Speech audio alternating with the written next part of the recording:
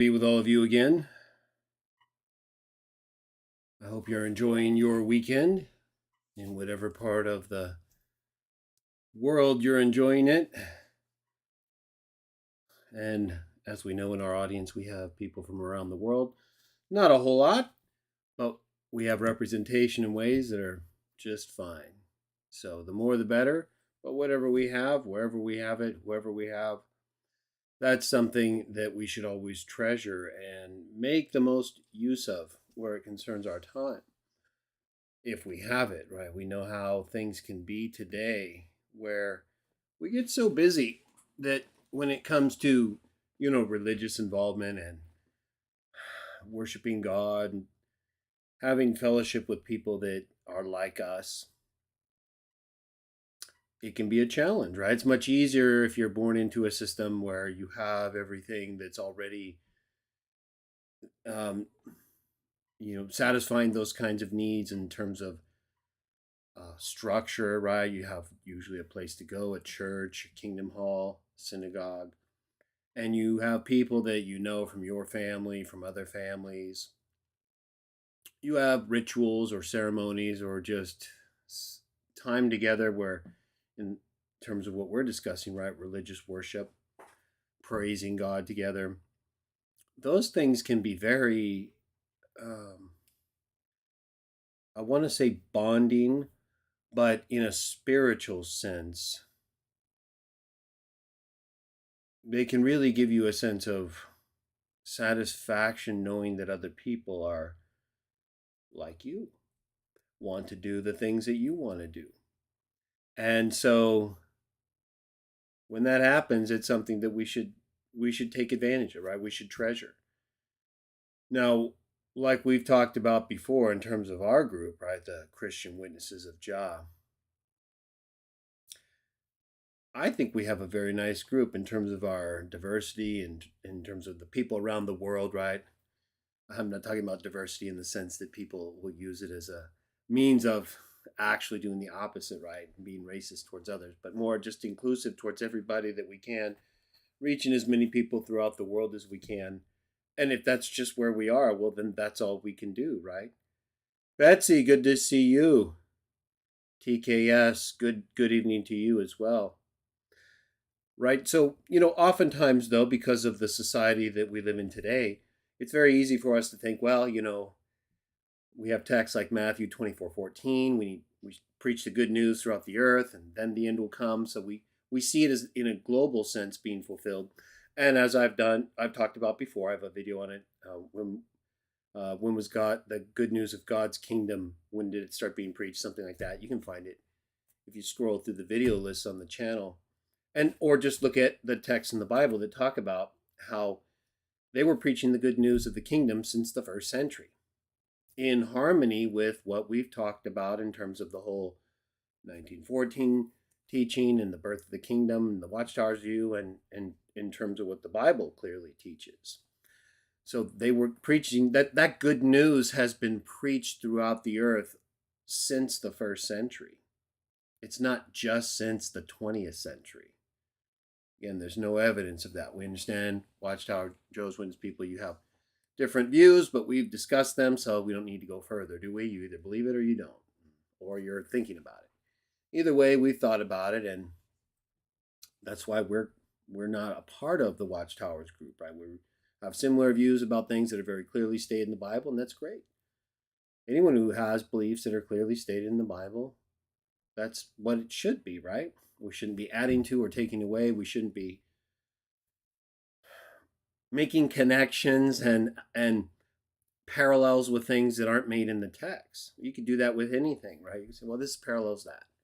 Well, the text doesn't say that, or the text says it applies to that. Well, what if it applies to this, right? And you have a little bit of evidence to show that, right? So you could be easily confused by people, and some of the things people may say may sound or even be correct on some level, but really not in line with what we're supposed to be talking about.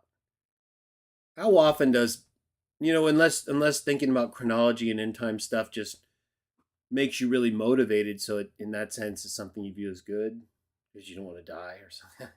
It's not really how we're supposed to be, right? But none of us want to die, so it's not like totally alien to anyone. But I think that that's a more difficult path to take, right? Just to be motivated by fear of dying, right? It's not really a good way to live, period.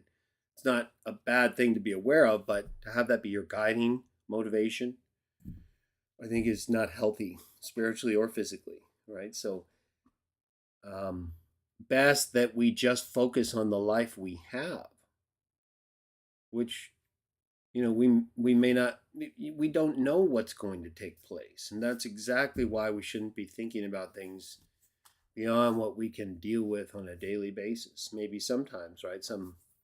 We get attracted to some prophecy or thing that happens in the world, and there's nothing wrong with thinking about it in terms of what it could mean, but to get too overly excited, right? Like Paul talks about in Second Thessalonians, we're not supposed to get excited about stuff. Not from them, not from a letter from them or anyone, right? In fact, let's take a quick look at that. And welcome to everyone to Christian Witnesses of Jah live discussion number 2. This is a live show series, and I'm going to try to do it every week. Sometimes, I may have to do other things, but otherwise it'll be pretty much scheduled for Saturday evenings, California time. Hopefully that'll work out for everybody. I'll try to vary it up, but either way, I'll be doing a live show tomorrow as well. Sunday, October 9th. Today's the 8th, at least if you're in California with me live right now. So I do this show. Well, the whole channel is really for Christian Witnesses of Jah, but for, people's education as well and different subjects that we promote and believe in, as well as to give you a little bit of insight in my life or interests and things I think are helpful or might be motivating to you, right? Maybe you don't like all the motivation videos that I kind of linked in there or all the music in the lounge, but I just try to put stuff in there that doesn't have too clear of a message that could be taken the wrong way. So a lot of it's just sound or digital stuff or music and instruments that don't have a lot of words. Some of the songs have words, but I try to have motivating, at least music, or thoughtful, sometimes a little bit deep, but sometimes we need to go deep, right? Not always.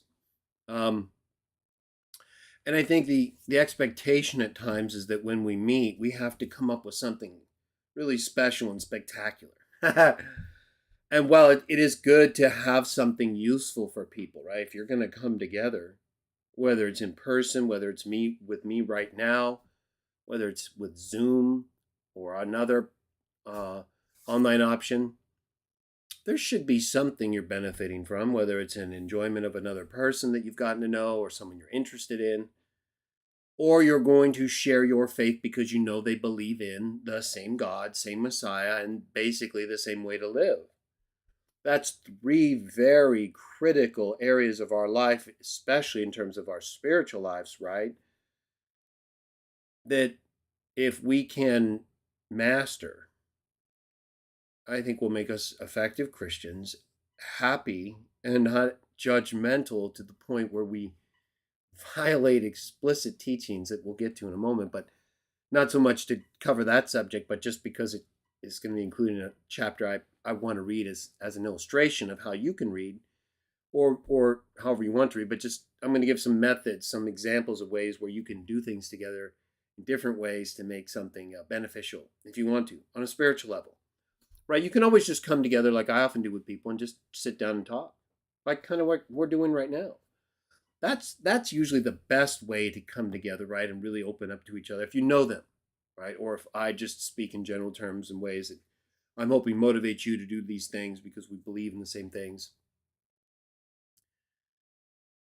We don't want to get too connected to people we don't know.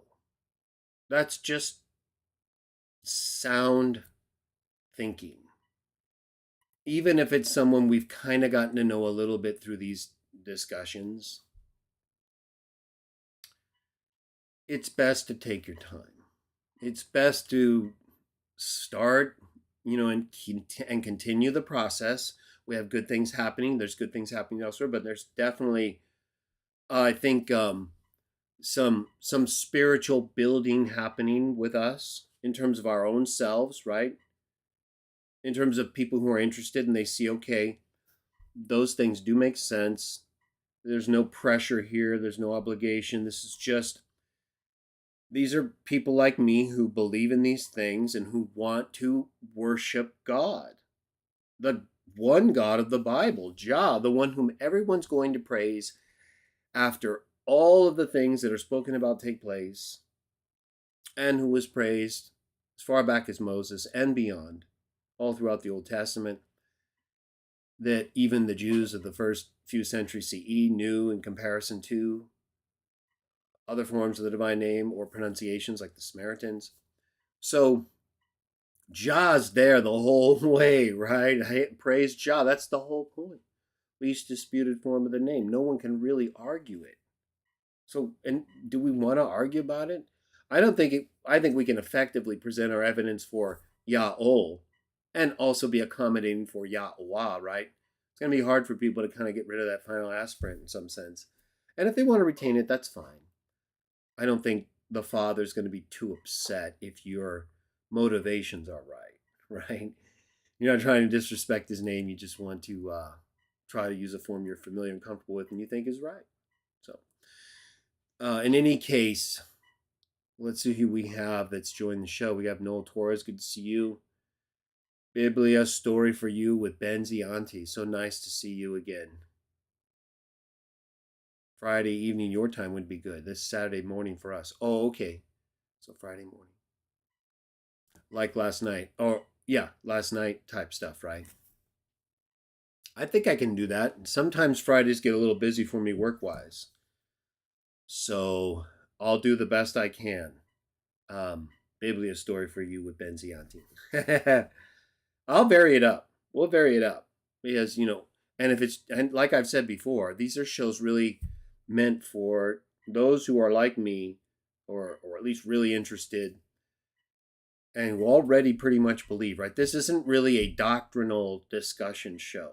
It might come up here or there for stuff, but we have other shows, right? Tomorrow, I'm going to do a show, either the Bible and the Trinity in Conflict or Early Christian Views of Jesus series, because I think, we've done some other good stuff, and Christology and theology are very important. We don't want to get, we all know the dangers of getting too involved with some of that stuff and how it can lead us to spending too much time with false doctrine. But it's also important for us to understand Christian history and the difference. The doctrines like the Trinity and other stuff just come up, and we have that series. So I want to keep that going. I have more to talk about. I have more Bible text readings, more Christian CW Jah Talk shows, pre-Christian evidence. But we'll do another show on one of those subjects tomorrow. But today, and for at least the next hour or so, we're going to talk about a few things. Now, how did you all do in terms of praising the Father? Remember, that was the main takeaway, or at least for me, the thing I wanted to emphasize and have you remember more than anything from Christian Witnesses of Jah discussion number 1. How, if we just pause, take a little time, and try to praise the one God, right? Jahuah, Jahol, Jah. I'm using anglicized forms for the people that go nuts when it comes to the divine name and how it's pronounced, even though you pronounce things in English terms other than the divine name or Jesus. It gets really weird with some of the divine name people who like to just pronounce it in the old ancient Hebrew way, like we speak that way to everybody, right? To me, it's just more of a distraction, unless you're teaching somebody. Right? People today that are not going to know what you're saying, they understand the anglicized form. And there's nothing in the Bible that says you have to say it only in this language form. So when people comment or get bothered by anglicized forms of biblical names, I find it just incredible how arrogant they are in how they object to such petty things. Because again, that doesn't violate anything in the Bible and is consistent with how we actually talk. And incorporates, in most cases, the elements from the ancient forms. Although not so much with terms like Jesus, which most of these same people use, right? It's crazy. Level of hypocrisy. Also, we will be doing some bread and wine. If you came prepared for that, right? From now on, I kind of gave us a little time from the first show. I brought it up. And we do this as often as we can, right? It doesn't mean you can't do it other times. It just means that when I do this, the Christian Witnesses of Jah discussion shows live with you, at the end of the show, I'm going to partake and we're going to do that together. You're free to do so where you are. We can open up a Zoom room when people are ready for that, when you're ready to actually be on in a group, and or you don't have to be live in the YouTube way. I could just have you there, and the ones who want to be on, I could have you on. If everyone wants to be on and just have, you can have an avatar or your picture. It's really up to you. Right? You let me know. Hey, I'm going to come into the room. I just want to be in the room with you guys or with whoever's there, but I don't want to be on camera. No problem. You don't have to, we don't have to do that. Or again, you could just be sitting in your room right now. And if you weren't prepared, don't worry. Don't go running off to get unless you have it like nearby, right? Don't worry about it. Just know that from now on, after each show or near the end, we'll go ahead and do bread and wine together in a way that I think is just normal and the way we're supposed to do it, depending on how we're doing it and where we are when we do it. But that will allow us to bond together through the explicit Christian ritual that we are given, that both shows our public devotion to Jesus and following him and glorifying the Father just like he did, and proclaiming his return, the coming of his kingdom, which we're going to pray for. Real briefly, just, real simple stuff, right? As you know, we don't like to do public prayers here, but we're also not averse to them if they're fitting to the occasion and they're just basic thanks, which we should all be able to share. This isn't like meant to be a public dissertation when we pray.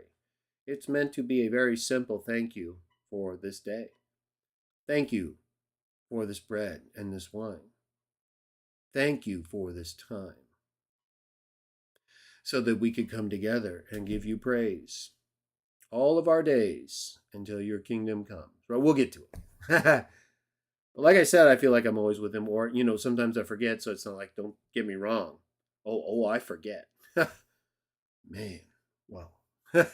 But then I remember, right? So it's like light bulb back on. Okay, sorry about that. Either way, Betsy says, today I got up and the first thing I did was praise Jah. Now, since you said that, I make sure I do it. That makes me feel so good right there. Thank you, Betsy. I knew that I thought about this several times this week. I thought, I'm so happy I did that. I felt good. I'll admit it, because I knew the consequence would be for sure more praise of the Father. Even if it was just one more person like Betsy who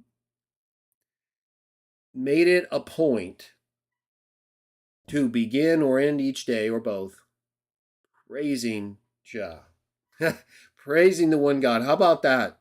That's like the whole point. That's what we're supposed to be doing here, right?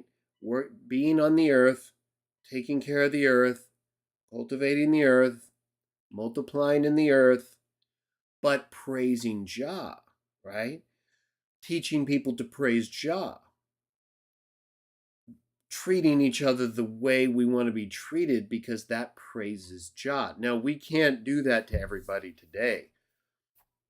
We can try, right? We should try. But there might be situations where we know, okay, this person will take advantage of me if I try to be too giving. There are times when we have to be cautious, right? What did Jesus say? Cautious as serpents. Oh, we were going to look at another text too. Cautious as serpents and innocent as doves. Now, there was another text we were going to look at too, huh? What was that? We'll remember it, but I think we got to talking, which is what happens, right? This is kind of a relaxed discussion. We're going to talk about several verses. In fact, now that everyone's sort of here, George is here. Okay, George is here, so we're ready to go. Good to see you again, George. And everybody else. Oh, you like the music? Okay, Betsy, that's good. And motivation. I try to kind of spread it out, but if it's something that catches my attention, either music or video wise, something I think would be beneficial to someone, right? I don't agree with necessarily everything in the music or the talk. No one that's very rare. Sometimes we get something that's pretty much 100% what we would think, but we don't have to have that as long as it's not going to compromise us, right? As long as it's not going to compromise us in our worship of the Father, honoring the Son, and treating each other the way we want to be treated. So we got into praising God the Father, the first show, and I just suggested that we try our best to remember at the beginning of and ending of each day to thank Him, right? Something real simple. Right? Sometimes we get so caught up. I know I do. So I know if I do, you probably do too, because we're interested in the same things on some level, varying, varying degrees. But basically, right, we want to know what should we be focusing on the most? Should we be constantly arguing about fighting for God's identity and divine name? Well, yeah, where we can, and then it makes sense. But really, fundamentally, right, we should be as individuals praising God the Father, trying to follow and promote belief in Jesus, and then acting in a way that is not hypocritical towards others. So there's all kinds of things, right? When we talk about praising God the Father as individuals, it's like what Betsy and I were just discussing, right? It's waking up and acknowledging Him for that day, thanking Him. How do you feel when someone thanks you? When you do something for someone, whether it's your children or your spouse or your friends or whoever, how do you feel when someone says thank you? Well, that's because we were made like we were made to appreciate and to show that appreciation and then reciprocate. So today relationships are more transactional, right? I'll do this for you, you give this to me. But they should be reciprocal. It should be something that you're motivated to do because of what someone else did for you. And so we've gotten away from that, and it's become more difficult for people to behave in a way that will allow us to form the best relationships.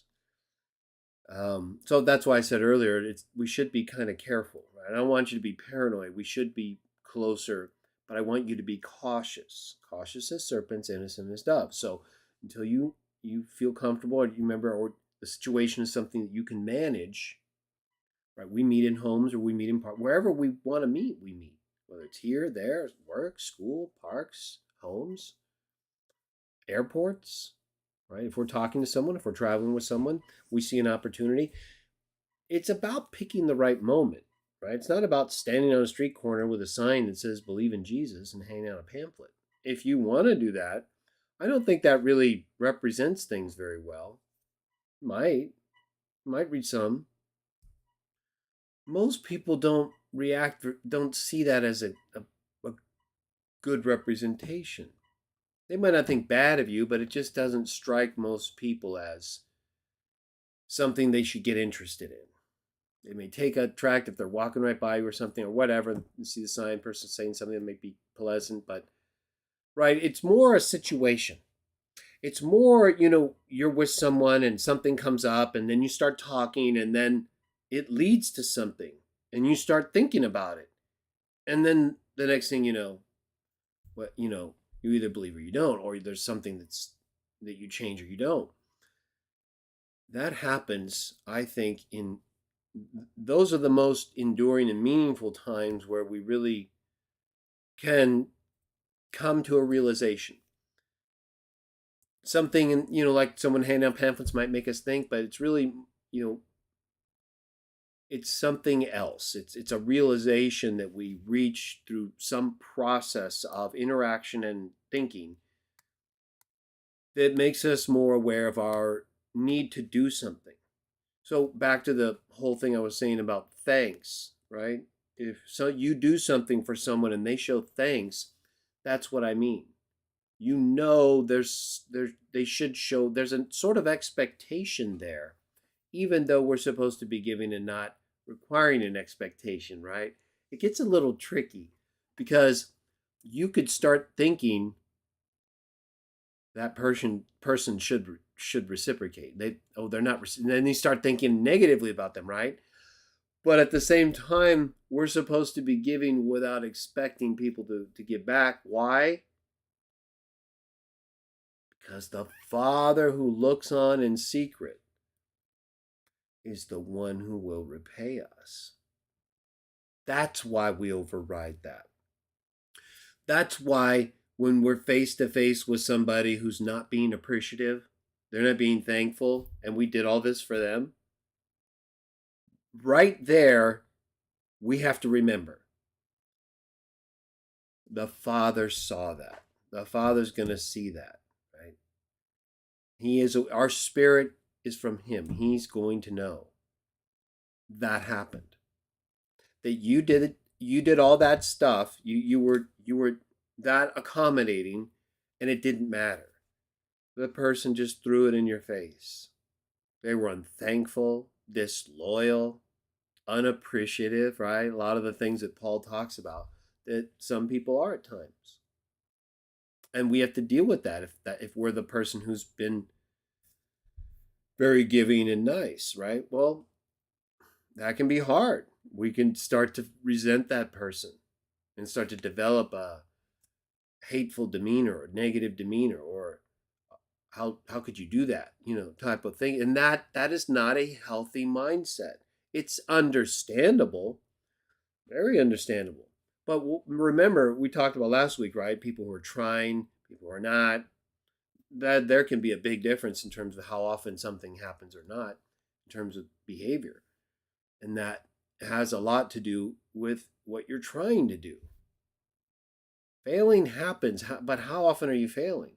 Are you really trying? Probably then you're not failing as much as someone who's not trying. So we get into these positions where we have to remember, okay, I don't like that. That person took advantage of me. But I'm not going to just sit here and be hateful and angry. I can't change it. I can't unwind it. Maybe some things, right? You could stop and you're done. What's done is usually done, though. And that's where you need to be able to let go. You remember, you don't, you try not to be, gullible or susceptible to that in the future. But that's where we have to remember as Christians, the Father's watching. He's watching when we're giving to the people who are in need. He's watching when we're being the way we're supposed to be and people take advantage of us. No one gets away with anything. They can think they are, right? I don't think so. I'm pretty sure everyone has died who's ever lived and who's living, not who's living right now and who hasn't died, but you know what I mean. The ones who should have died, they've all died. So, we nonetheless have to be careful that we don't find ourselves in a situation where we're in a contradiction, where we're trying to do one thing, we end up doing another, right? And by thinking of the Father, by trusting in the Father, right? Look at the Son. That's what we're going to get to right after this here, kind of recap of discussion 1. What did the Son have to endure, right? That I can't even begin to. That would have been, for me difficult in one sense, but in one sense, I think you when you're in that much of a surrounded and captive condition, you just sort of have to endure it or deal with it. But that could not have been, it wouldn't be easy for anyone, even if you could just go submit to it and whatever. The fact is, as the sent forth one, the Son of God, right? In our view, Michael the archangel, right? The chief one, the firstborn. Right? If you don't believe he's Michael, I'm not trying to get into doctrine right now. I'm just saying in terms of that's still Think of the level of authority and power that you read about in texts like Daniel or in Jude or in Revelation. Right? He's the one who throws the devil out. So, whether you believe that's Jesus or not, the fact is that would be very difficult for either one. But why did Jesus do it? What did he say over and over again, right? The Father. I'm doing this because of the Father. Father, not as I will, but as you will. So when we promote the Son, right, when we follow the Son, we have to do the same thing. That's all he did. He was obsessed in the right way with praising the Father. Right? Look at it. Tell me that's not absolute devotion and worship of the Father. The way that the Son submitted himself and went right in among everyone in his lower state as the last Adam, and nonetheless stood there and did every single thing the Father told him to do. Allowed himself to be abused. So, why did he do? He did that because of the Father. And the Father rewarded him for that. So, it's critical, it's essential that we praise the Father. When we follow Jesus, when we promote Jesus, when we talk to people about Jesus, it should be that he came to tell us about the Father. He came to show us the Father.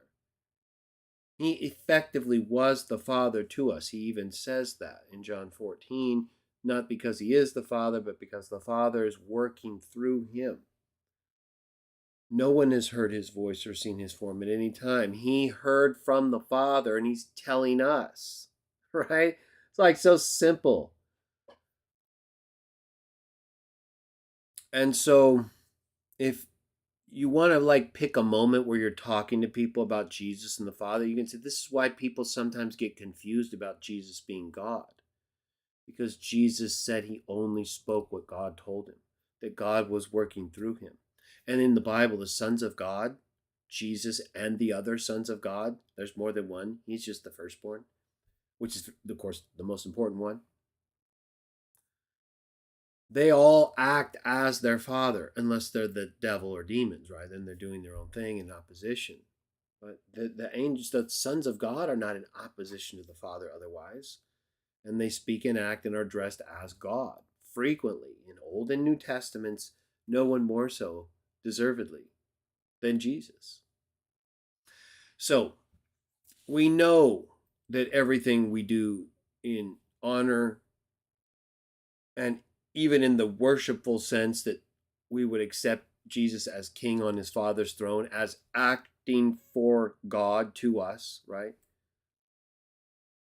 So everything we do when we bow down, right? All knees bow to Jesus in heaven and on earth. When that happens, it's to the Father's glory. As long as we know that, there's no problem with it at all. So we've talked about that frequently, but it's important that we constantly are aware of the ultimate object of our praise, right? Jah, the one God of the Bible. To us, there is one God, the Father. But we also have one Lord, the Son, right? He's been appointed as Lord. He's the sent forth one. And so we have to make sure that we also teach people about his story, the history, right? The prophecies that foretold his coming uniquely in manuscripts that date by everyone's agreement before he was born. So we have incredible evidence. And even beyond that, all the things that the Bible talks about relative to the Hebrews and the peoples before Moses, the people before Abraham, right? All the way back to Adam. the division of the languages, the pre-flood world. There's so much that we could talk to people about. But, when we come together, there's different ways we can do that. We can pick a subject like I was just talking about. Miroslav, good to see you, by the way. Fast the Quakemus. I think I got that right. Good to see you as well. Barnabas. Yes, good to see you. So,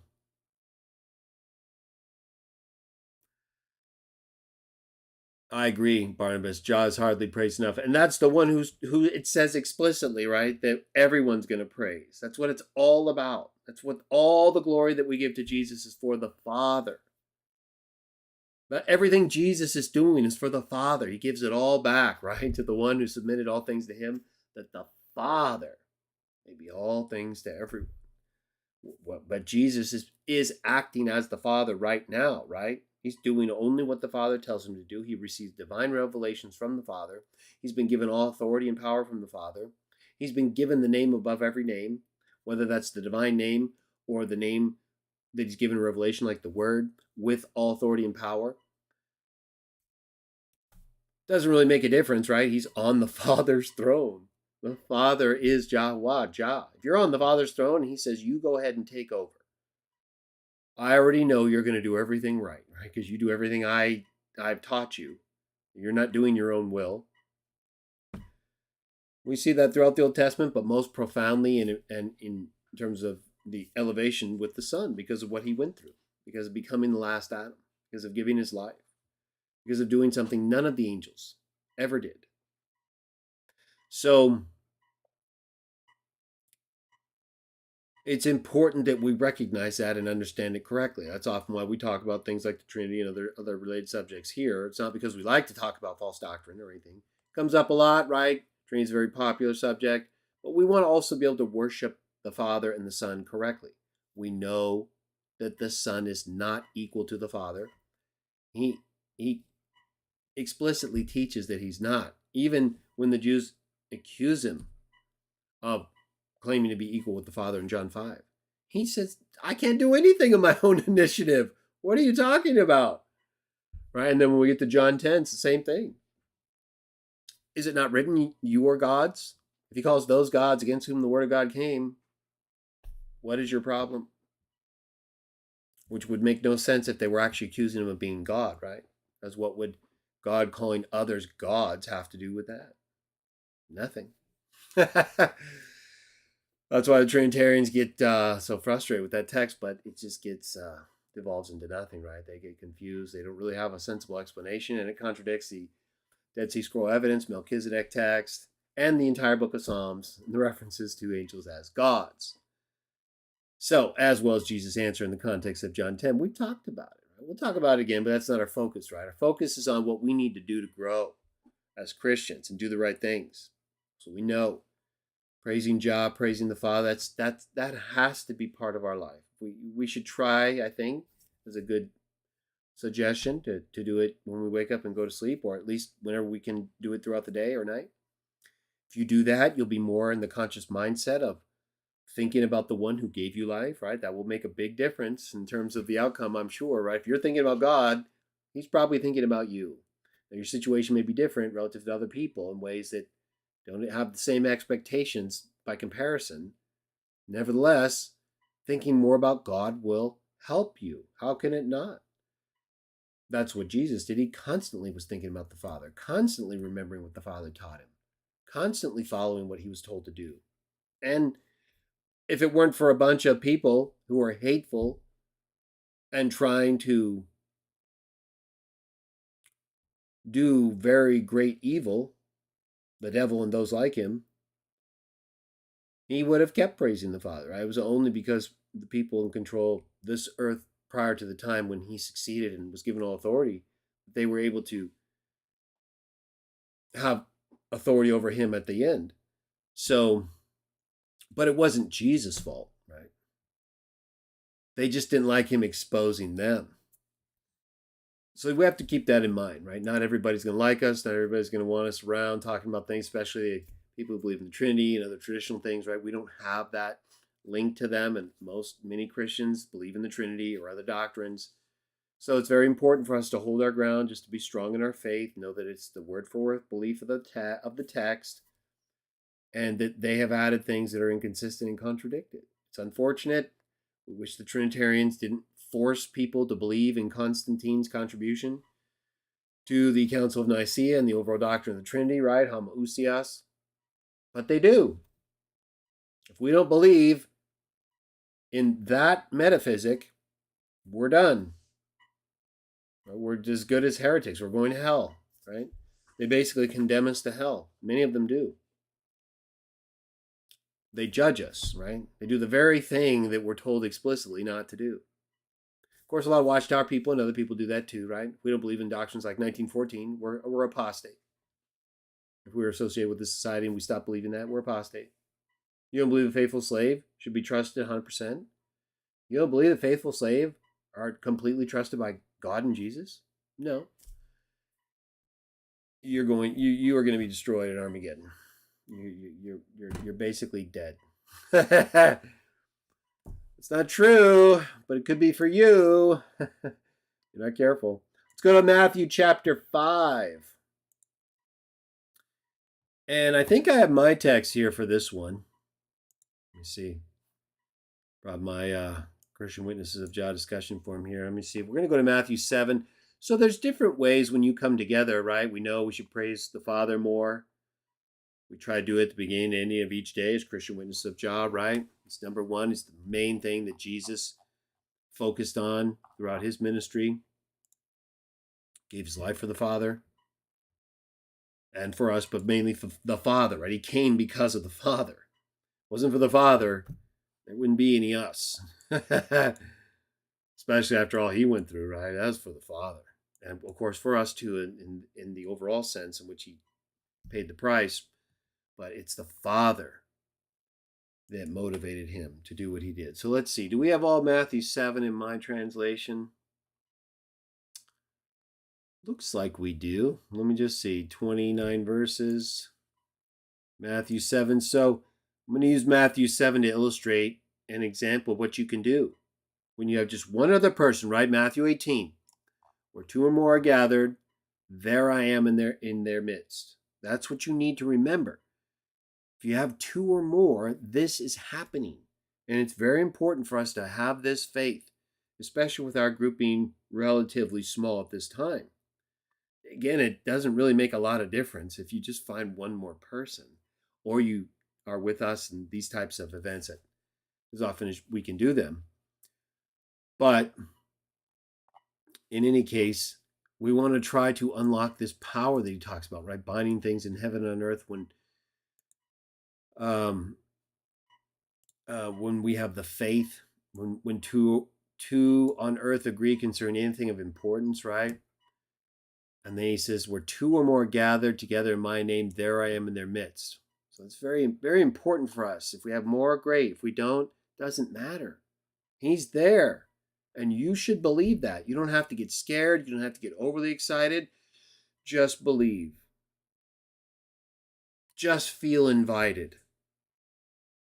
Feel like it's okay that you and that other person or persons are taking time out of your day or night to read a brief section of the Bible and partake, like we're going to do in a moment. It's real simple. Doesn't have to be complicated, nor should it be. It's become that way. It's become far more than it needs to be, at least according to the text, and that's what we follow. Right, so let's see. All right, I do have all of Matthew 29, so we'll just read my translation. You can follow along in the NWT or any other translation you want. But there's, okay, right, when you come together as Christian Witnesses of Jah, it's what we're talking about here. It's what this show's about. It's where I try to talk about things, ways I think will benefit us, and where I'm open to hearing what you have to say, what we'll do more in other ways, like I was discussing earlier in the show, to continue to build our group, to help motivate people, to help them understand the way they can worship God on their own or with whomever they can. Right? So here's one way when you come together that you can say, okay, let's read a section of the text. You can like start and just go through a whole book, right? And every time you come together, you read one section of each book or the book you're reading through, one chapter. Or you can just randomly pick a chapter. There are other things you can do too that I'm going to talk about in a moment. But let's say we just pick a whole chapter. I thought about Matthew 7. It's one of my favorite chapters. It's got 29 verses. It's really not that long. Let's see how long it takes. Right, it's about 7:27. Let's read it together. So let's just say you came together or we came together, and this is effectively us coming together. Well, let's say you choose to do so in another way with someone else, whether through Zoom or in your home, and you have maybe a half hour to an hour, or maybe you're with each other the whole weekend, but you're going to take time out for a half hour to an hour and read a section of the text or other things like I'm going to show in a moment. But let's use the example of just reading a section of the text, either progressively through a book or just a random chapter. Let's, in this case, just pick a random chapter. Matthew 7. Okay, we're together. We have time. We've stopped doing what we're doing for a few moments so we can just read something together. Partake of the emblems if you have it. Say a prayer and get back to what you were doing. Or talk about what you read. Right? It's up to you in your situation. But let's just keep it kind of in a brief kind of context where you can effectively share a few moments together and do something productive by reading a section of the Bible, in this case a chapter, random chapter, thinking about it and taking what you learn with you, right? Not getting, in this case, too deep into it, right? If there's something that comes up, maybe you have a different Bible or just something stands out and you're like, what does that mean? Fine, you make a note of it. In this example, right? In this example, it's a brief reading of a simple text, but if there's an issue or something that comes up, you think about it, and if it really means a lot to you, you guys can talk about it later.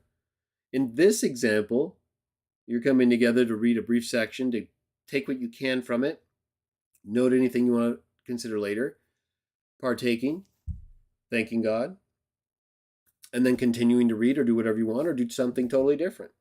Or go eat, right? You don't have to maintain involvement in the same things if you're done or you have other things you have to do.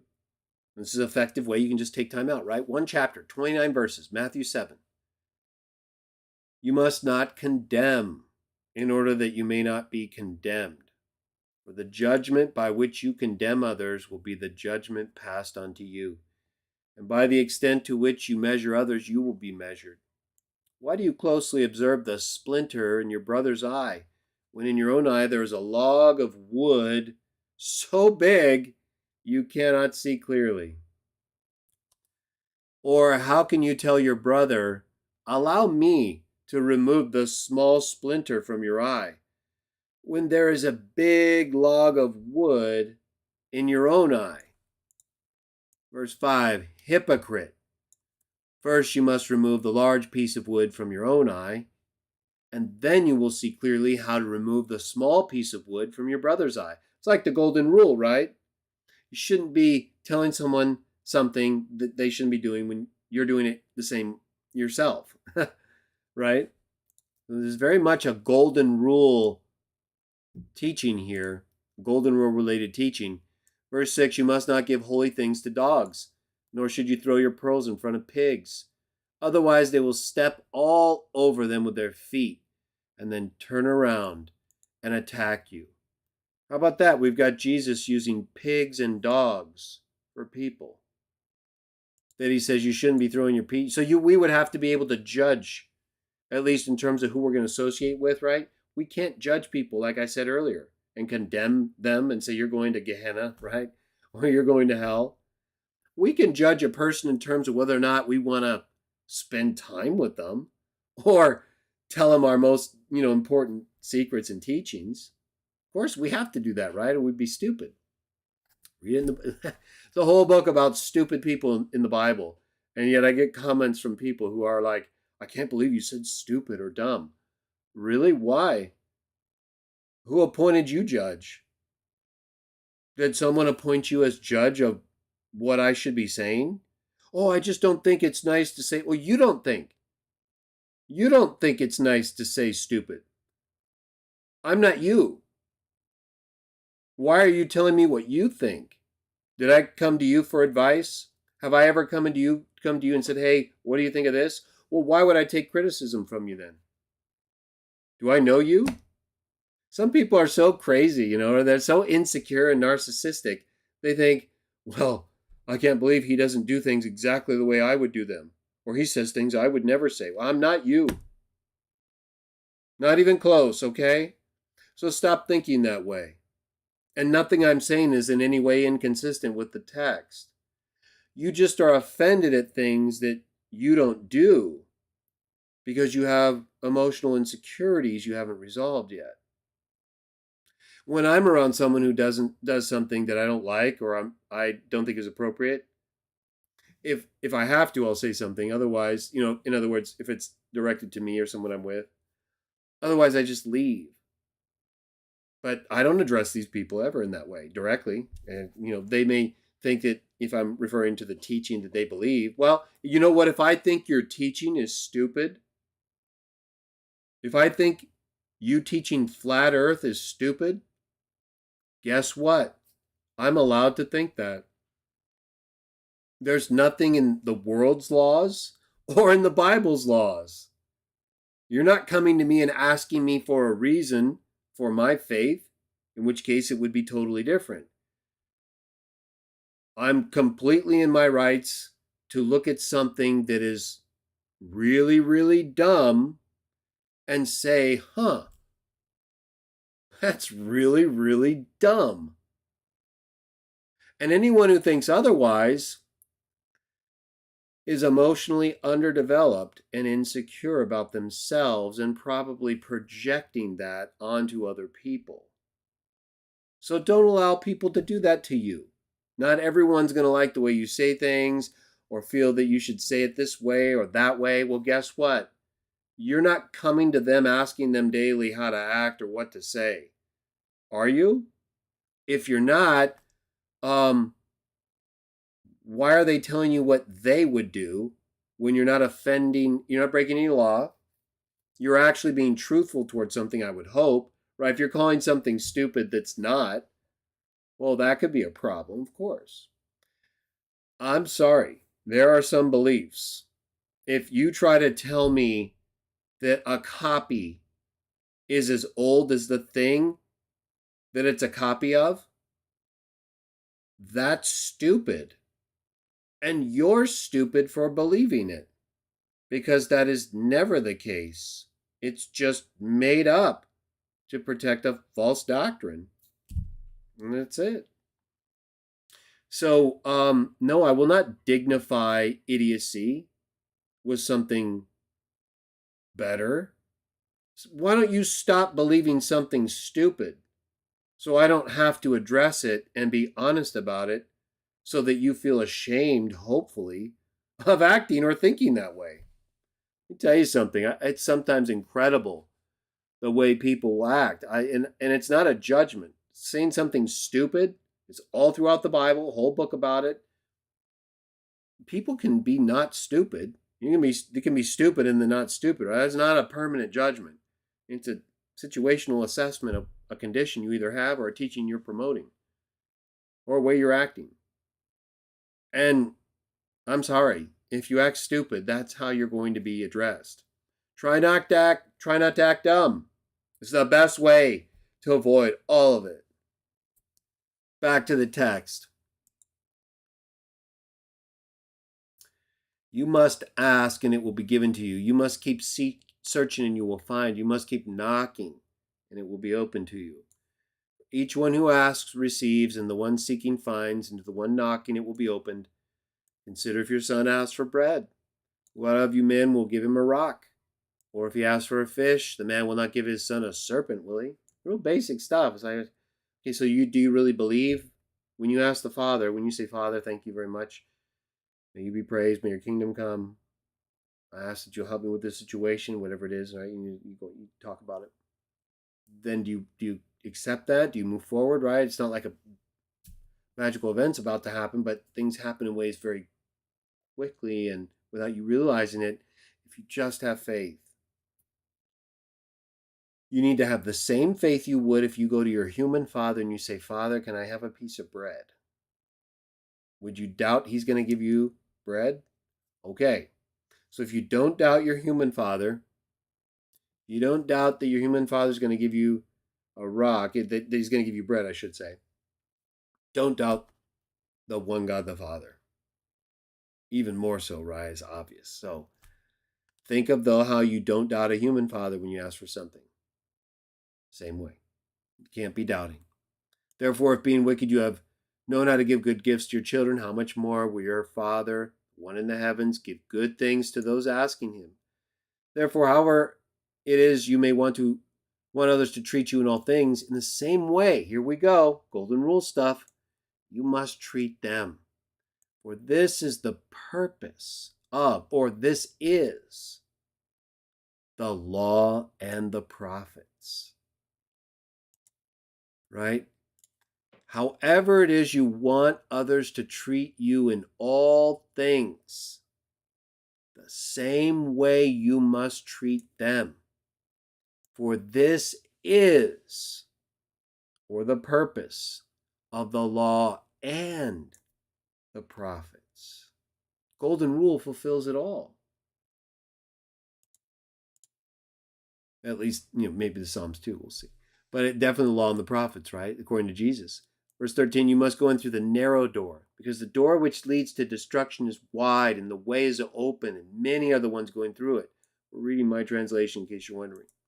Whereas the door is narrow. I've done a lot of New Testament stuff. When we get back to it, oh, you'll really enjoy it, like right now. And after Proverbs, I'm going to focus on the Gospels. So I'll do the best I can as quick as I can. Back to what I've done. Whereas the door is narrow and the way which leads to life is filled with great difficulty, and very few are the ones finding it. You must be on your guard against false prophets who come to you wearing robes dressed like sheep. Remember what I talked about in the whole Watchtower video I did? It may have been the false prophecy one or the 1914 one. I was talking about them in terms of the words Jesus used, right? Whitewashed graves full of dead men's bones. I'm sure some of them are nice and have done good at times, but we know there are problems with the current leadership. There are problems with their doctrine. They won't let go. They say things that are irrational, illogical, and unscriptural. Want complete trust? No, no, no, no, no. No, that's unacceptable. And now we have to react, right? We can't just sit by while these people, who have failed more times than most people when it comes to interpretation, application of prophecy, chronology, all this stuff, tell people to completely trust them, right? That's when we say no, that's wrong. There's something wrong there. And if you've been saying that the whole time, it's still wrong, and we should stop that, or at least say, hey, if you're going to go forward and believe these people completely, then that's your choice, right? You choose to do that, fine. Don't blame God and don't blame us, right?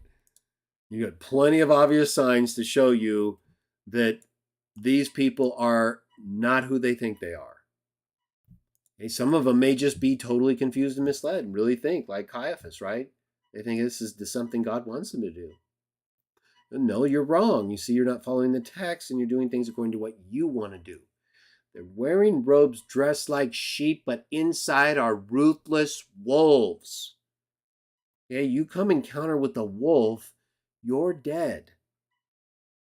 Unless you have, if it's a big wolf, right? And unless you have some kind of fighting utensil, you're dead.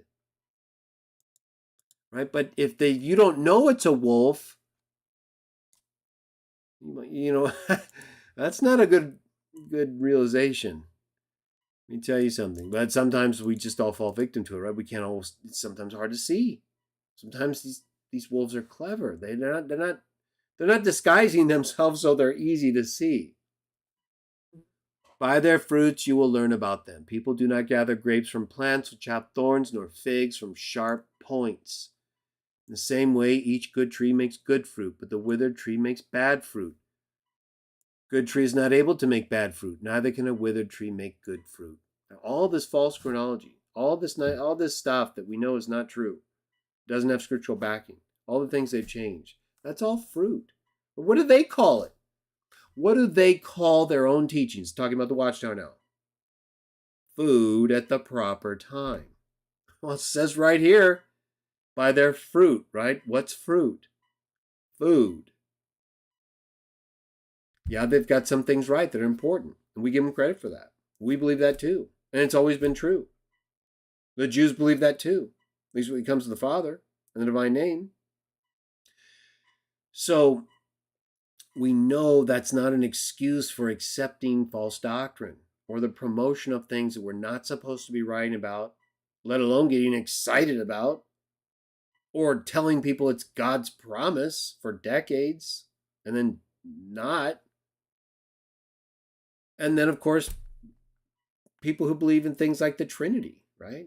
Or who claim that Jesus is human and divine at the same time and knows all things and doesn't know all things and yet is only one person, right? They blaspheme. They reinvent the nature of Jesus and God, right? Create a metaphysic that's nowhere taught in the Bible and that contradicts explicit texts. Increase the number of persons that the one God is to 3 when the text says 1 multiple times. So, we can look at these things and we can find good things in these different groups as well, right? You can find good things in Protestant and Catholic groups in terms of promoting Jesus and having Bibles in many ways that have a lot of very useful information. Of course, we know the divine name issue, and who do other things that would be reflective of charity work and helping the poor. So there's some good fruit, but there's a lot of bad fruit in a lot of these groups, and they just won't let it go. No one is forcing people to promote Constantine's understanding of God in place of Paul or Jesus. No one's forcing people to believe that we're supposed to be writing constantly, practically nonstop about times and seasons, when we're told explicitly we don't need to do that. And we're not supposed to get excited. And only the Father knows. And it's a thief in the night. So what's the problem, right? Why are we having such difficulty with what seemed to be pretty obvious false doctrine, right? Like I said a minute ago, the whole Trinity thing is associated with Jesus having 2 natures in one person. And he can know all things and not know all things and still be one person, right? Contradicts our whole understanding of person anywhere in the Bible and outside of it. They'll say, well, that's in the Bible. Well, no, it's not. The Bible doesn't use the word person to mean individual with more than one ability to know and not know all things, right? How could you even do that? It creates an absurdity that Trinitarians are forced to defend, all to promote their false doctrine. It's like false doctrine built on top of false doctrine, right? Or society does it too, right? They build the whole 1914 thing based on a misinterpretation of Daniel 4. But then built on top of that, their whole appointment in 1919, right? And then the great crowds, all this stuff, right? All this false doctrine. We don't have any of that stuff, right? This is all bad fruit is what I'm talking about. It's what he's talking about right here. You want to know the kind of people you should be around and not maybe that are not wolves, right? Dressed as sheep. Look at the fruit, right? They're giving you food at the proper time. Are you sure about that? Because the proper time, it seems like they've failed at the proper time and time again. What's the proper time? The great crowd is here, but not here. That's out of time. You're not even in the right time. Your time comes later, after the tribulation. So what are you doing here right now? Food at the proper time? That's not the proper time. This is incorrect. Just like all the other stuff. Oh, not one God the Father, right? Well, that's word for word biblical stuff. I'm glad they got that right. That makes me happy. What about all this other stuff? All this other bad fruit? And same with the other people, right? It's not just a watchtower, it's others, right? They've done this to themselves, right? I didn't ask them to do it. You didn't ask them to believe these things. They just did it. Well, that's not what we're going to do, right? Look at the fruit, everybody. Each tree which does not make good fruit will be cut down and thrown into the fire. That's why I say to you, by their fruit you'll learn about them. Not everyone who says to me, Lord, Lord, will enter into the kingdom of the heavens. Rather, it is the one who lives according to the will of my Father. Once again, right? Jesus is nonstop devotion to the Father, the one who's in the heavens. Verse 22, many will say to me in that day, we're reading Matthew 7 as an example of how we can just share a text, right? You don't have to break off as often as I've been doing, but I'm doing it for all of you, and since we're together, but you can just read straight through it and go back and make a comment, or just reflect on it, or say nothing. Just read it straight through, and it's pretty clear, right? I'm breaking off and saying things just for because I don't want you, I don't like to just read straight through, as you know. I try to liven it up a little bit, but that's not always necessary, or really even the best idea. I think, as long as you know what it says, we don't have to add anything. Maybe on these videos, right? It's YouTube, it's a little bit more presentational, but certainly not when you're together, right? And if you only have a limited time, just read straight through it. That's great. Yeah, thanks for reading that. Partake of the bread and wine. Done. Say a prayer. This can be done pretty quickly. Or you can break it up like we're doing and make comments as you read through it. Why not? I wouldn't get too involved unless you're going to do a different method, right? This is a method of, hey, let's read a chapter, either straight through in a book, or let's just read a random chapter, have a spiritual moment, partake of bread and wine if you have it, say a prayer. Done. How is that not powerful and important? Two or more are coming together. There Jesus is, Matthew 18. You're reading the Bible together. You're sharing a text from the Bible together and learning material you can take with you that day and apply in your life. If you have it, you're partaking of the bread and the wine. You're proclaiming the coming of the Lord. You're identifying each other as a disciple of Christ. And you're thanking God the Father. That's all good stuff. What in there is not good stuff? That's all very easy and good stuff. Well, let's finish the chapter. He says, many will say to me in that day, Lord, Lord, did we not prophesy, cast out demons, accomplish many powerful works? I'll openly acknowledge them. Never once did I recognize you people. Get away from me, you whose works are wicked. Right? So people prophesying, people casting out demons, people accomplishing many powerful works in Jesus' name, and yet he completely rejects them. Because in spite of it all, their works were wicked. Verse 24, therefore, everyone who hears and who does what I'm saying will be like a wise man who built his house upon solid rock. And the rain descended, and the flood waters came, and the winds blew, and they all beat against that house. That would be terrible, right? But it did not fall, because it had been firmly established upon solid rock. We have to be this. We're this house.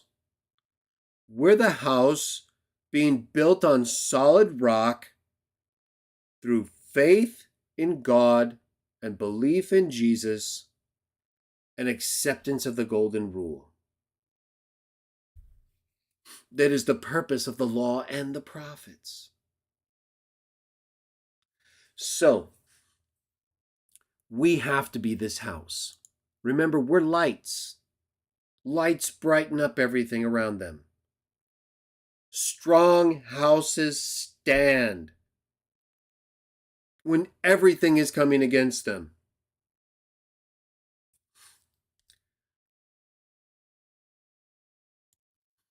But for all those who hear what I'm saying and who do not follow my words, they will be like someone unwise or foolish, stupid, who built his house upon the sand. Verse 27, the rain descended, the floodwaters came, the winds blew and beat against that house until eventually it fell down in ruins. Its fall was great. And it came to be that when Jesus finished these words, the crowds were stunned from his teaching, because Jesus was teaching them as one having authority and not like the people's scholars. Isn't that a great chapter? You can pick one anywhere. They're all great. Now some, more historical in their context, and some might not have as many things you could talk about or take with you. But doesn't Matthew 7 have a lot, right? It has the golden rule. It attaches the golden rule with fulfillment of the law and the prophets. It talks about all kinds of things, right? Fake people, bad fruit, good fruit, people who follow his words, what kind of house they would be. It's simple stuff. I'll remember that all night. Hopefully I'll take it with me tomorrow, right? But just reading it now, thinking about it, it's enough, right? It's enough to just spend a moment or two and go through a text and say, okay, that's some good stuff. That point right there, remember what we said right there? It's good. Remember that. We'll meet next time. Partake of the bread and wine, right? Or another way you can do it. And we're going to partake in just a moment. For all of you who may want to join me in a moment, partaking of the bread and wine, probably within like 5 minutes. So here's one way, right? You can pick a chapter, any chapter, randomly or progressively, consecutively. Or, right, you could maybe you or your group of people or whoever you're with, your family, whoever you might meet with different people, different times, right? So maybe sometime, maybe you're meeting with a parent or with someone who doesn't know a whole lot, but they want to be encouraged. You pick a section of the Bible, or with kids, right? Or just between you and your spouse, you want some encouragement, some basic teaching, some simple stuff just to take with you that's very important nonetheless. Critical, really, right? Foundational stuff. Pick a chapter. Guarantee you're going to find some good stuff. May not be as rich every time as Matthew 7, but you don't need to. I mean, if you get 1 point out of a simple reading, I think that's enough. And if you progressively do it or certain ways, then you can get more out of it, right? By understanding the story better, the history, the text. Or, maybe your group is, like I was saying, more kind of studious. Not that you wouldn't be studious by just sharing a chapter, right? Obviously, I do this. I think this is great. I think I'm studious enough. I try to be. But let's just say you just want to study more, right? It's just something you're interested in, or your group is, or you're with some friends or people, and you're like, okay, let's come together, but let's read this section here together, and let's kind of get into it, right? So maybe you read a section of the text like John 1 through 18, right? So you can read the text, you can look at the Greek text, you can look at the history of the manuscripts. You can watch my videos if you want, right? We have a whole series on all of the text in the prologue. You could read whatever you want, or just think about it. Right? You don't really have to get into too many secondary sources, right? If you read John 1 through 18 has quite a bit of material. So that's why I recommend some of my stuff, right? If you reach a point where you're like, what does that mean? Well, we probably talked about it. Either way, there's still a lot in there that you don't have to get technical on, but if you wanted to, so you pick a section like John 1 through 18. We don't have to read it right now. I wanted to illustrate the just chapter reading because I think it shows just how much is in there, right? So you read one chapter and it's like point after point. There's a ton. We're not in Proverbs or anything where every verse is like a saying, but it's nonetheless, right? When Jesus is talking, when there's this stuff like this, it's just all kinds of stuff. And then you look at it and you realize, wow, it has that in there and it talks about that. And you probably read it like 100 times, Or again, if you're of the mindset or you're with people who want to get a little more into it, right? It's just the nature of your group and the people you're with. Okay. So pick a section, get into it, and depending on how much time you have or what you want to discuss, try to work on 1 point at a time. That's all you can do anyway.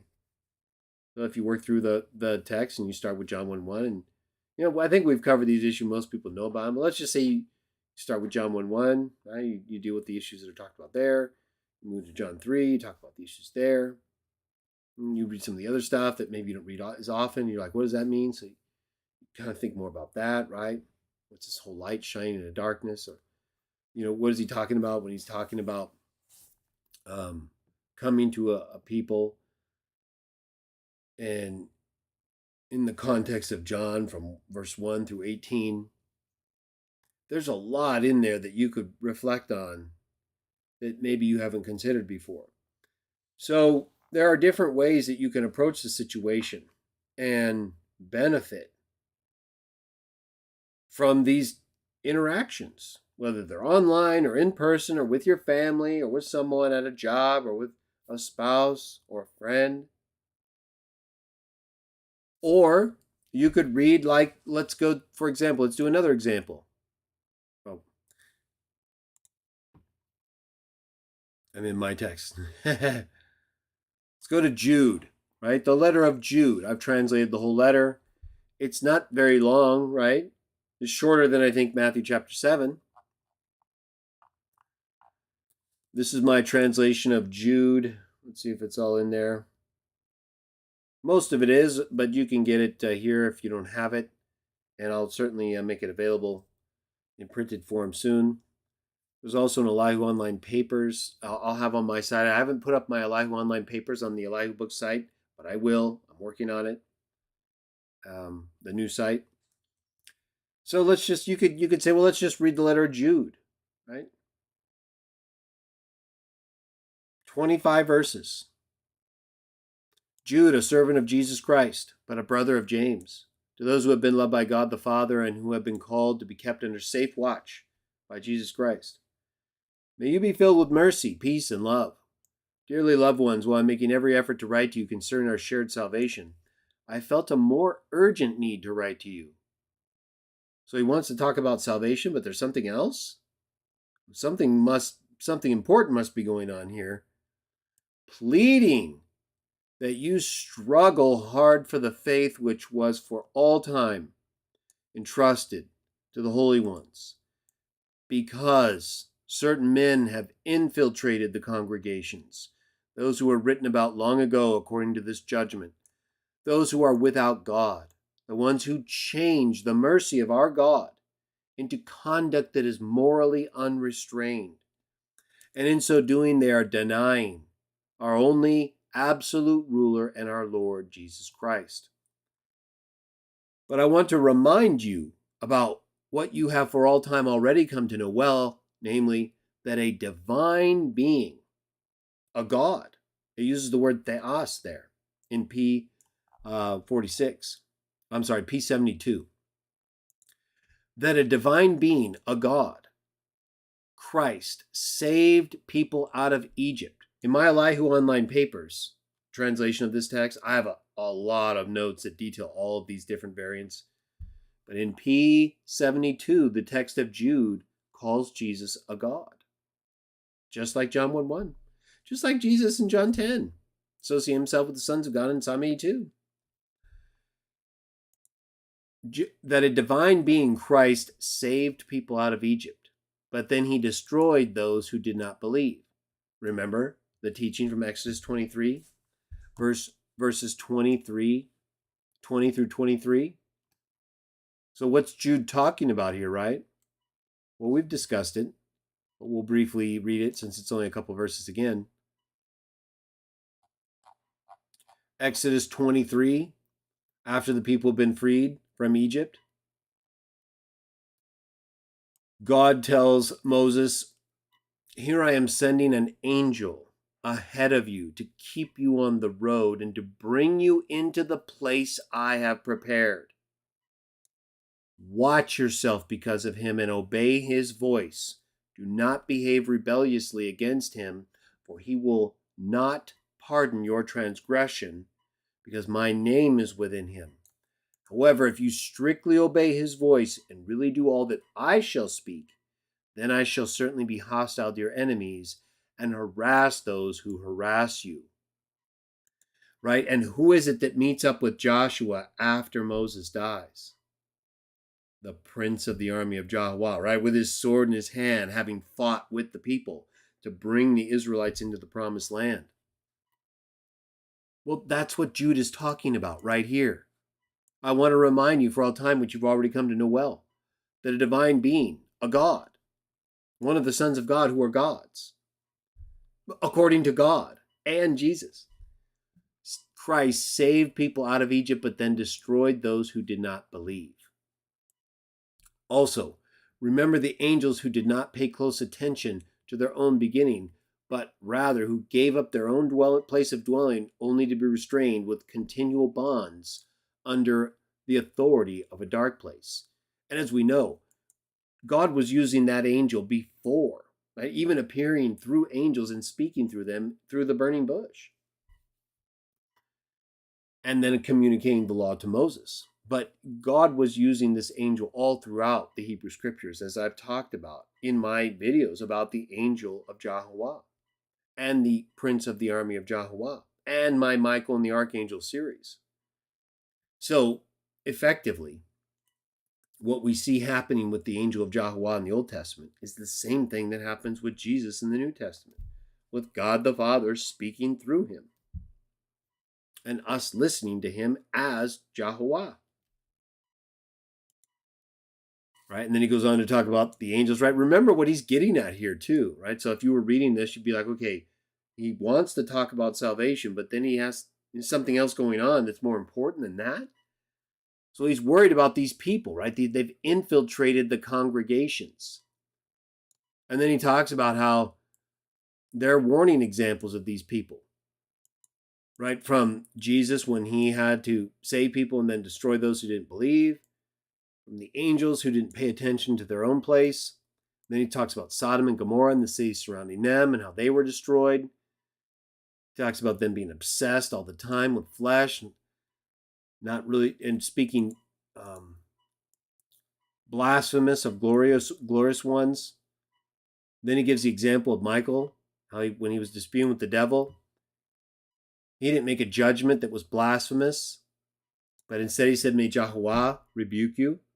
Right? And yet we know that in Revelation 12, once Jesus is given authority, so the authority of his Christ, once the kingdom is born, the very first thing Michael does is throw Satan out of heaven, so that as all his enemies are put beneath his feet, and because he now has the authority. Whereas here he deferred to Jehovah, right? He could have easily pronounced a judgment against the devil that was that was blasphemous in a way that he thought was deserving, because of all the things the devil does that are blasphemous, right? From Eden to Job to this deal with whole Moses' body. And we get people today, right? We know there are individuals out there who regularly blaspheme other people and who say things that are disrespectful. And yet they don't listen, right? They don't follow the example of Michael the Archangel, who before he had the authority, before he was given all authority in heaven and on earth, in our view, or at least mine, he knew that's not how even people who might be deserving, right? And yet we get people out here running around like Sam Shamoon, who openly and regularly blaspheme other people, even their own fellow believers. It's incredible, right? And yet the Trinitarians are the ones who basically are responsible for Sam, right? They're the ones who manipulated him and taught him all that false doctrine and tortured his mind with all these threats of heresy and inculcated him with false doctrine nonstop. Right? And so Sam's like a victim in one sense. And we don't want to let him off the hook too easily, right? He's definitely been in control to the extent where his blasphemies need to be accounted for. But he's also been a victim of the tormenting of the apologetic nuts, right? Sam is a product, right? Sam is their fruit. He's one of their fruits and nuts, right? So, if you want to look at it by comparison, I would say that the Trinitarian apologetic nuts, by bearing the fruit that is Sam Shamoon, that is equivalent probably to at least one of the Watchtower's false doctrines, right? One of their false teachings, right? So that's like equivalent. Yeah, maybe even on the level of 1914. I was going to say it's definitely the equivalent of 1919, 1925, even 75. So the Trinitarians' fruit in the blasphemous person of Sam Shamoon has now taken on a life of his own, right? Sam is he's like one of the wild beasts of Revelation that Satan brings up and then just goes nuts, right? Starts attacking everything and going insane. But we still hope, we still pray for Sam. We know he's got problems, to say the least. But we nevertheless, we always hold out hope for people. But we have to, like Paul, at times we have to hand them over. Right? We have to hand them over to the people that they are manifesting as, that they are displaying rage, hate, and anger and false doctrine in association with. And so we just give them right over to the demonic horde, and if they can make it out of there, great. We will always hope that the people we have to put under new management learn and return to being productive members of the body, right? But some people, they can't stop. Right? They've crossed over. They have manifested, as we have seen with Sam. But the people about whom I'm writing to you, on the one hand, they blaspheme whatever they do not understand. Then on the other hand, whatever is instinctive, they claim to know, like an animal, without reason. And yet, according to these very same instincts, they've been brought to ruin.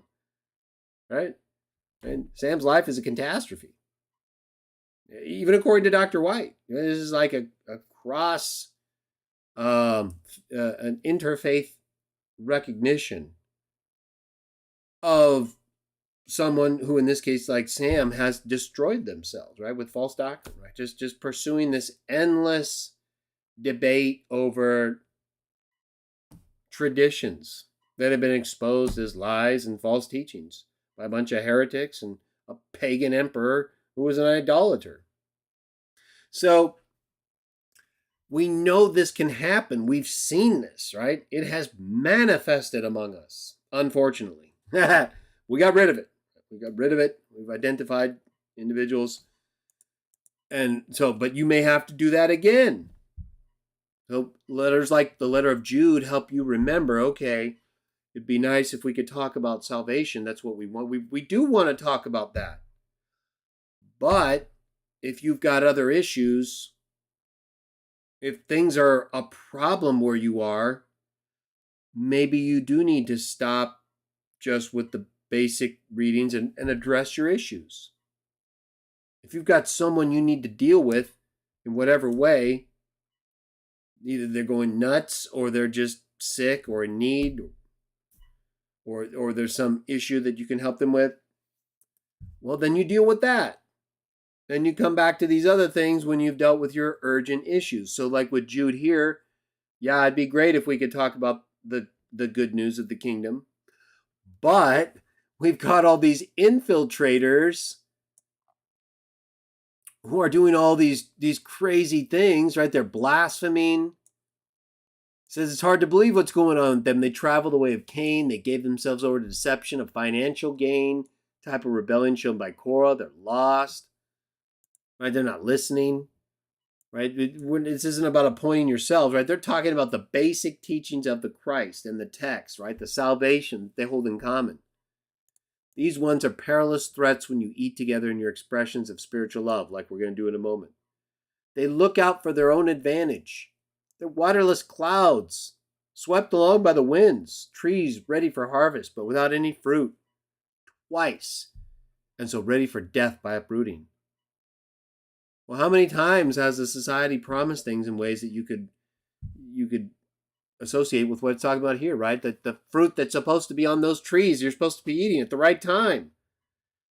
They have not gotten it right a lot of the time, and what they're doing right now is not right. Same with the Trinitarians. We don't need that false doctrine anymore. We don't need you lying about the Son, knowing and not knowing all things at the same time in one center of consciousness. We don't need you lying about who's splitting up the persons. What we need is for you to teach what the text says and stop thinking about all this false doctrine, all this later stuff. Until then, you're waterless clouds. You're perilous threats.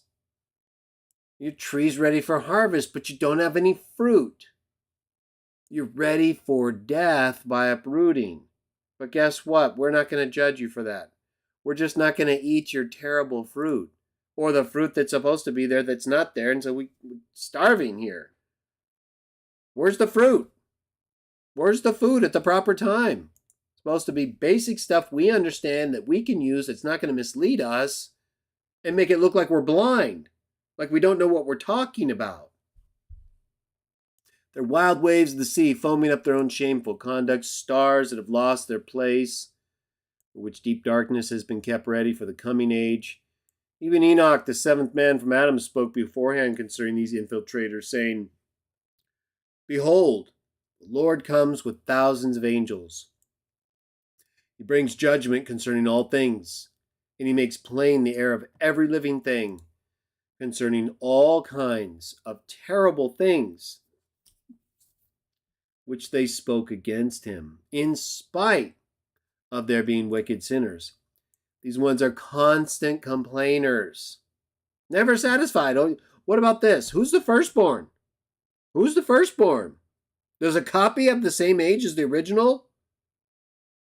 Is there a J in Hebrew? Does firstborn mean firstborn? Unhappy with life, yet they still proceed according to their own desires, right? Isn't that interesting? Some people are always upset, never satisfied, and yet they're still following their own desires, right? Well, if you're always upset and you're never satisfied, why don't you follow what someone else has to say and see how that works? Right? Don't be stupid, don't be reckless, but if what you're doing isn't working, you might want to look for an improvement. Maybe the things that you're unhappy about are because of you. Maybe you should stop blaming other people and projecting your unhappiness on other people. We have enough to deal with as it is. Their mouths speak what is exceedingly immoderate, as they marvel at various people for the sake of their own personal gain. But you, dearly loved ones, you remember the sayings which were purposefully spoken beforehand by the apostles of our Lord Jesus Christ, namely, what we spoke to you, that during the last period of time there will be those who treat others with contempt, as they proceed according to their own wicked desires. These are the ones who wrongly separate you from each other, like physical creatures without any spirit. But you, dearly loved ones, re-strengthen your own holy faith with Holy Spirit, praying constantly for yourselves. Remember, wake up, end each day if you can, praising God the Father, thanking God the Father, asking the Father for what you need. Closely guard yourselves in God's love as you receive the mercy of our Lord Jesus Christ during the present period of time. Now those who doubt you must snatch out of the fire, yet be both merciful and in fear, all the while turning away from even the inner garment that has been stained by the flesh, to the one who is able to make you spotless without blemish, making sure that with extreme joy you are morally pure in the sight of his glory. To our only God, to whom be glory, honor, and strength through Jesus Christ our Lord, to whom be glory and greatness even now and in all of the ages to come. Amen. Letter of Jude. Right, so that's two examples, and I talked about another example, right? It involves like a section of text like John 1 through 18, where you could go into it purposely trying to mine out some of the more technical things and discuss them, or you can do what we just did, read a text like the letter of Jude, a small section of scripture, right? Maybe the book of James, right? Or maybe you could finish that in a couple readings. Or reading a section from a text like Matthew, consecutively or just randomly. So I wanted to kind of illustrate that process of how you can do different things when you decide you want to meet with people, or you're meeting with friends, family, or others, and you're like, okay, what would be a good way to involve a spiritual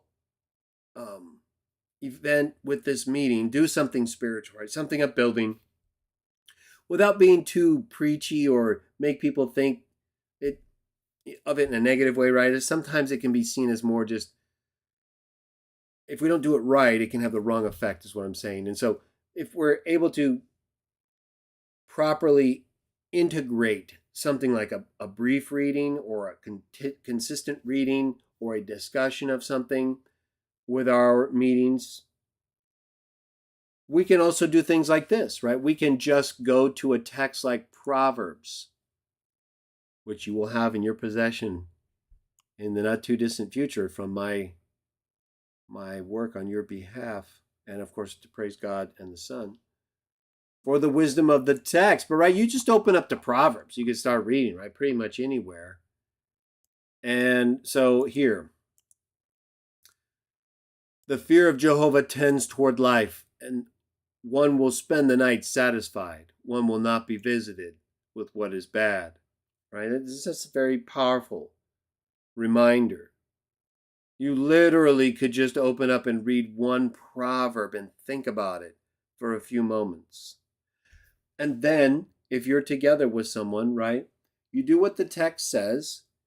You take bread, use unleavened bread, and you break it, just like Jesus broke it, and you give thanks. You thank God for the bread and for what it represents. You thank Him for the things that He has done for you, for all of us. You thank Him for His Son and the body that He gave, the body that they developed while they were bringing together the Hebrews out of Egypt, developing that body so that it could serve as a proper sacrifice to the Father, not in the ways that the pagans, the gods do, but by being obedient, by doing what's right, and other people doing what's wrong because you're doing what's right. That's what the bread represents. And when you partake of it, you should give thanks to God for what it represents.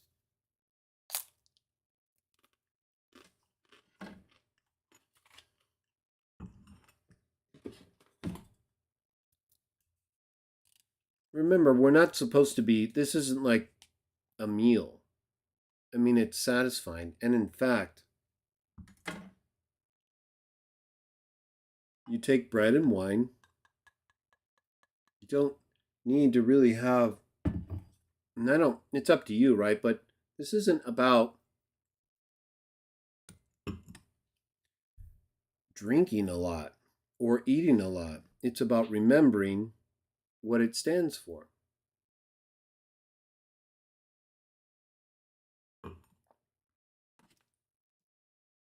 And what I try to do is allow myself to go with that just brief, right? If someone passes it more, it's not like there's a set number of times you can partake of the bread or wine, but we're told not to overindulge. We're not supposed to be using this as a session where we overindulge in ways where we forget the message, where we forget what we're supposed to do, right? Remember what Jesus said in John 6. Let's go there briefly. We'll wrap this up. We take a brief look at the chat, though. Good to see everyone. As I said before, Jordan, Miroslav, TKS, Betsy, Biblia Story for You with Benzianti, Thas, The Quaking Mess, George Lopez, Bankhead, Jason. Good to see everybody. I'm very happy you're here.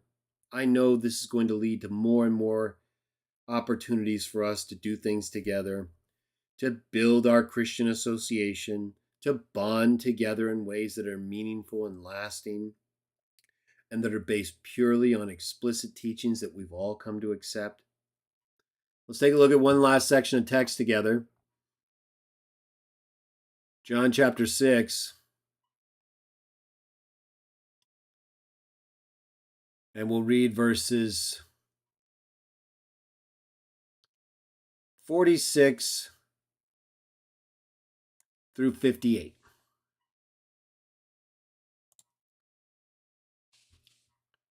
Now we'll read, 44. This is Jesus talking. No man can come to me unless the Father who sent me draws him, and I will resurrect him or her in the last day. It is written in the prophets, and they will all be taught by Jehovah. That is a proper and beautiful use of the divine name by the New World Translation, quoting from the Hebrew scriptures, the prophets, that contains the name. Unlike most other English Bibles, everyone that has heard from the Father and has learned comes to me. Did you see that? They will all be taught by Jehovah, quoting the divine name from the Hebrew text. And then Jesus says, everyone that has heard from the Father and has learned. They will all be taught by Jehovah. Everyone that has heard from the Father and has learned comes to me. Not that any man has seen the Father, except he who is from God. This one has seen the Father, right? He's talking about himself. He's seen the Father. He knows the Father. He's telling us about the Father. I say we listen to him. I say we follow him when it comes to the Father. Most truly I say to you, he that believes has everlasting life. I am the bread of life. Your forefathers ate manna in the wilderness and yet died. This is the bread that comes down from heaven, so that anyone may eat of it and not die. I am the living bread that came down from heaven. If anyone eats of this bread, he will live forever.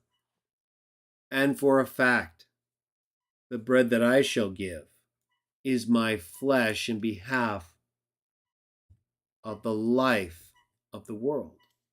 Therefore the Jews began contending with one another, saying, how can this man give us his flesh to eat? Accordingly, Jesus said to them, most truly I say to you, unless you eat the flesh of the Son of Man and drink his blood, you have no life in yourselves. He that feeds on my flesh and drinks on my blood has everlasting life, and I shall resurrect him at the last day. For my food is true food, and my blood is true drink. He that feeds on my flesh and drinks my blood remains in union with me or in me, and I in union or in him. In union with or in him. Just as the living Father sent me forth, and I live because of the Father, he also that feeds on me, even that one will live because of me. This is the bread that came down from heaven. It is not as when your forefathers ate and yet died. He that feeds on this bread will live forever. So I wanted us to have, some time tonight or wherever you are tonight for me, to go over some of these things, to show us, to remind us what we learned in the live discussion number 1, or at least what I wanted us to take away from it most of all. There were a lot of things we talked about. But I think more than anything else, it's important for us to try to praise God the Father, Jah, as often as we can. If we can, at least every morning and night. So that when we wake up and when we fall asleep, we do what's right. We promote the light. We make things better. Right? When we come around, people can see more clearly. That doesn't mean we have to always be talking. That doesn't mean we have to always be the one with the answer. It just means that we're not going to mess things up. We're there to make things better, and where we do know what we're talking about, we can really light things up, right? Try to be a light. Praise God the Father as often as you can, and try to be a light. Even if it's dark, you try to be a light by the things that you do, by the way that you act, by the things people see when they're with you. And when you do come together, whether it's with your spouse, whether it's with your friends, whether it's with your family, whether it's with your workmates or anybody else, you could pick a chapter from any book of the Bible and find something useful in it. And just read the chapter. You don't have to break off, or you can, like we did. Right? That's what we do here in many respects. Um, we try to bring out some of the meaning of some of the text, but you don't have to do that. The text speaks on its own without us applying it to other things. It has its original application, right? And sometimes we need to make that more clear and obvious to people, but not always. Sometimes we can just read the text, and if something you want to follow up on later, great. So I have this simple way. Or you could pick a letter like Jude, or a smaller book like James, right? And maybe read a chapter and get through the whole book in a few meetings, and then talk about the things that the key points, or just remember, right? It's not always like we have to review. We all know what we read. We don't have to quiz each other. If we read it, we're there together, just read it. You'll remember. Partake of the bread and wine. What did we just read from John 6? We know some Watchtower people, you have a problem with that. It's hard for you to understand that that's important. And it wasn't always easy for people like me or others. Because we learned from the Watchtower in many ways the things that we thought were correct and that seemed correct, and in some ways were correct, but that in other ways weren't. So we've moved on from that. We're not apostates. If anything, I'd probably say you guys might be. But I'm not here to play that game. Right? I mean, that's not really what it's about. But sometimes you guys come to play that game. And so, like we read earlier from Matthew 7, right? You're judging yourselves. You're literally condemning yourselves when you do that. You could say you think we're wrong. You could say you think you're right. But to condemn us? To judge us completely? Well, that's obviously not right. It's against explicit teachings of the text. And yet, a lot of you Watchtower people and a lot of you Trinitarians, you are very judgmental. And while it's okay to judge things in terms of what you want to associate with or what you want to be involved with, it is not okay for you to try to tell the people what they should do just because that's what you do. People are different. And as long as we're not openly violating something explicit in the text, and even if we are at times, we're not masters of each other. Yeah, if we sin against someone, we are accountable to that person, like Matthew 18 says. But otherwise, we're not each other's master. We don't stand or fall to each other. That doesn't mean we want to go letting each other down. But that doesn't mean we have to be pleasing each other in every single way just because you don't like something or I don't like something someone else does. That's not scriptural at all. And in fact, will only make it more difficult. And suggest there's something you need to work on personally that you're projecting on other people who aren't required to act the same way you are. You're fully entitled to choose other associates or study with other people. Or just try to be as accommodating as you can until someone is so offensive in ways you just don't want to be around them anymore. You have that right. We all have that right. Not everyone agrees on what's offensive.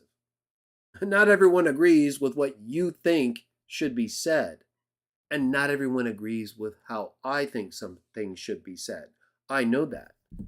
I may not like it at times. It's just the way life is. We have to move past that. We have to praise God the Father. We have to try to do that as often as we can. And we have to look for ways that we can help other people have faith in the Son and follow the golden rule. So that not only will the people that we know who do those things better their lives and better our associations and community, but the Father will be praised, the Son will be honored, and we'll probably live a much happier life without any of this false doctrine and stuff, right? All this heavy burden and yoke that people want to cast on us. They're trying to say is get away from me, right? Stop. Get away from me with your false doctrine. But it's like that people are trying to throw these nets and trap us with their false doctrine. Right? So, we got to do our best, everyone, to try to come together. I've tried to give some simple suggestions I think would be helpful. I've tried to illustrate ways that I am also benefited by reading the Bible, and I think you would be too. Incorporate these ideas and suggestions with your own. Fit them to your needs and circumstances and the things that you're dealing with. And just like with Jude, if you're dealing with an issue, whether it's a health issue, a financial issue, or a false teacher issue, if that is, you need to deal with that before you come back and start then dealing with the things that we'd prefer to talk about, right? That are more beneficial.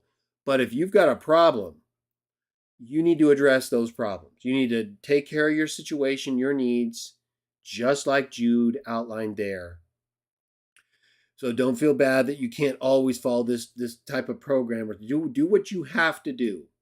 And as often as you can, come together, praise Jah the Father, partake of the bread and wine, proclaim the coming of the Lord and your devotion to Him, and for living right by doing the things that He taught us to do, and by following the example that He left us. So I'll leave you all with that tonight. Look forward to our third live discussion, Christian Witnesses of Jah. We'll shoot again for next Saturday, but I'll see you all again tomorrow, either for a Bible in the Trinity and Conflict show or an early Christian Views of Jesus show. I won't say which. I'll kind of leave it as a surprise, but it'll probably be one of those. So until then, may Jah bless you in Jesus' name.